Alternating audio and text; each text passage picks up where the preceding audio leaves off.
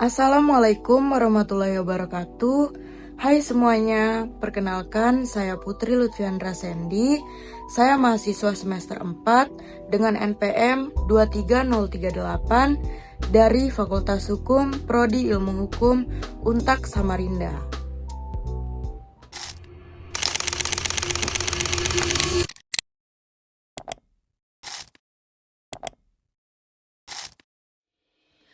Sebelumnya, kamu harus tahu dulu apa itu hukum perniagaan internasional.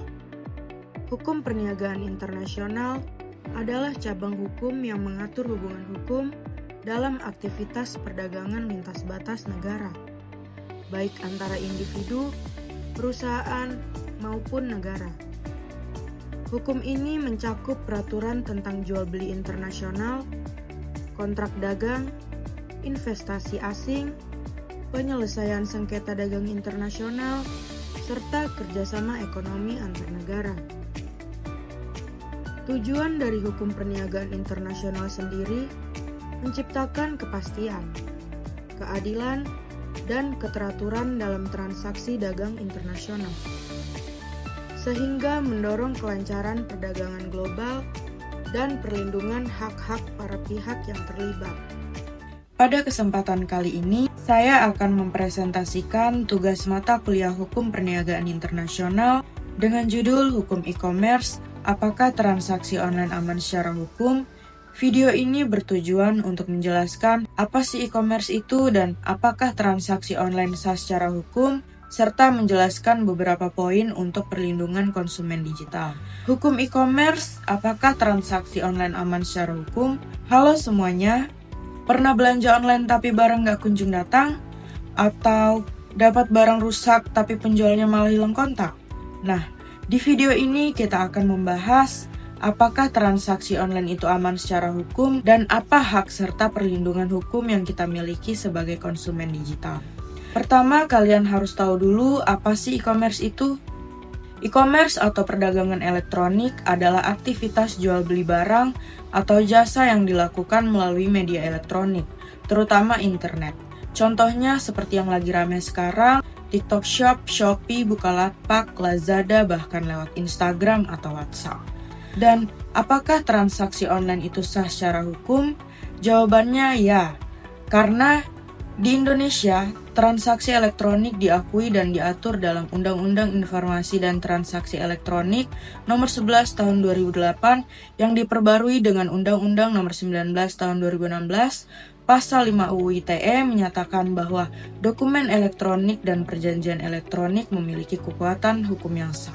Beberapa contoh kasus hukum e-commerce. Yang pertama, ada kasus di mana konsumen membeli barang lewat marketplace tapi barangnya tidak dikirim, lalu melaporkan ke BPSK atau Badan Penyelesaian Sengketa Konsumen. 2. Juga kasus pembobolan akun e-wallet yang menyebabkan kerugian dana digital. Dan yang terakhir, kasus pelanggaran privasi data pengguna oleh aplikasi atau website e-commerce. Perlindungan konsumen digital. Kalau terjadi masalah seperti barang tidak sesuai atau penjual kabur, kita dilindungi sama yang namanya 1. Undang-Undang Perlindungan Konsumen Nomor 8 Tahun 1999, 2. UU ITE, dan juga ketentuan dari platform marketplace itu sendiri. Konsumen berhak mendapatkan informasi yang benar, hak atas ganti rugi, dan bisa mengajukan komplain atau sengketa hukum. Hukum e-commerce juga mempunyai tantangan.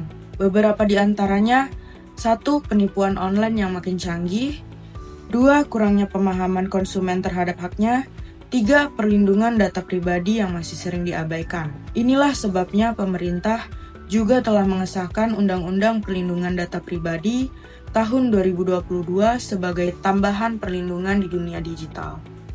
Jadi kesimpulannya, transaksi online itu sah dan aman secara hukum.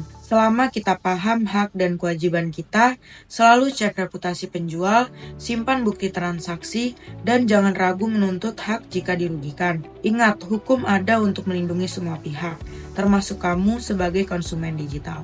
Semoga apa yang saya sampaikan bisa memberikan gambaran dan semangat baru untuk melanjutkan pendidikan ke jenjang yang lebih tinggi. Ingat, Masa depan yang cerah dimulai dari langkah yang tepat. Dan salah satu langkah terbaik adalah memilih kampus yang bisa membentuk kamu menjadi pribadi yang unggul, mandiri, dan siap bersaing. Jadi, tunggu apa lagi? Ayo bergabung bersama kami di Universitas 17 Agustus 1945 Samarinda. Tempat di mana kamu bisa tumbuh, belajar, berproses, dan menciptakan masa depan yang kamu impikan. Terima kasih sudah menonton, dan jangan lupa like, share, dan semoga video ini bermanfaat. Sampai jumpa di video berikutnya. Bye!